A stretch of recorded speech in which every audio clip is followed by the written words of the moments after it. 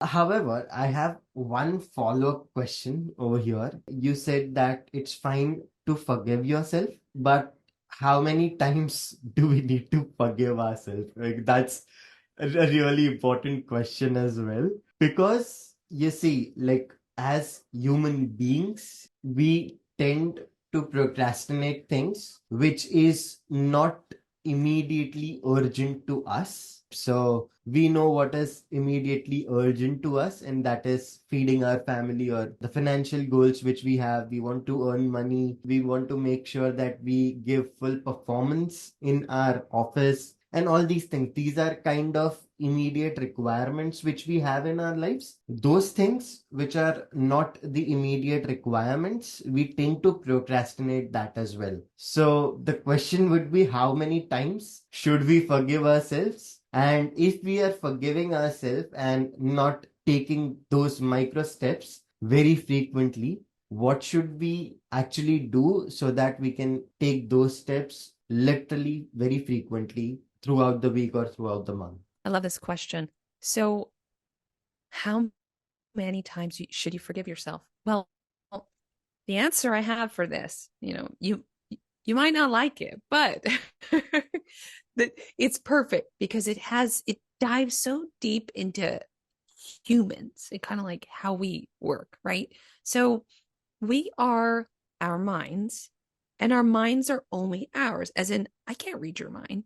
And so we escape in our minds so easily. And I talk about the mind here because I think the mind is so integral in this concept of forgiving yourself or letting yourself off the hook, or because it's all part of an internal conversation you're having, with yourself and your mind. And so, while the mind is this beautiful sandbox that we need that mind in order to create the beautiful like 5-year plan and the high level goals and what ideas we have as the many steps to get there. We really need that beautiful mind and everything that comes to, your thoughts. Mm. But your mind can also be an enemy. So what Yeah. happens is it's so easy for us to create excuses or, you know, figure out ways that we can forgive ourselves over and over and over again because the mind will allow it. So when you ask the question of, well, wait, how many times can we forgive ourselves? That's when I love to bring in my, one of my best friends in the planning phases that I use in my book, which is execution habits. And Mm. it's about visualization. So let me give a really quick example as to why visualization is my answer to, how many times we can forgive ourselves. But when you look at data, right, data can't lie to you. I mean, if it's wrong data, it's lying to you. But for the case of this example, Yeah. data usually is something that is recorded and it's factual. Mm. So when you have a high level goal or a month that funnels to a monthly goal and down to what am I trying to do today, that's actually perfect for data. I like to put on a paper on my wall, on my nightstand, the mirror in the bathroom, wherever it might be, that reminds me that this is the vision you came up with, Aliki. This is the goal that you have this month. Remember? Are you working towards this goal? And, I can put a little notch mark on it if it's on the wall with a pen or something that's like, yeah, today I did a little bit towards my goal. And you start seeing that data pile up. And you realize at the end of the month, how many notch marks did I have? Did I have 1, 2, 5, 30?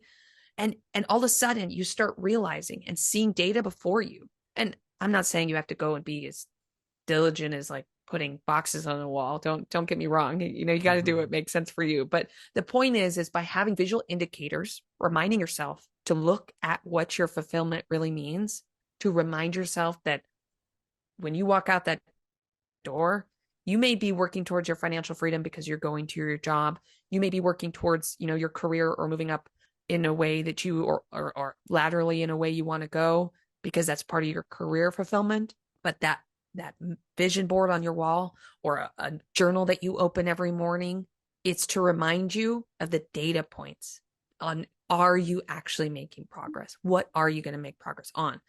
And that is how you have a course correction with that mind of yours, because you will then know, how many times did you forgive yourself?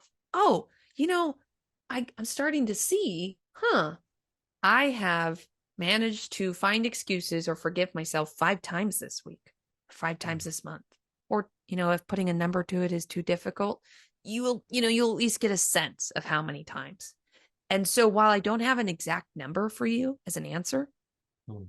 my answer is, look at the data of what you actually are doing and what you actually want, and remind yourself of the plan regularly. And that is what will help you know if you are forgiving yourself too much.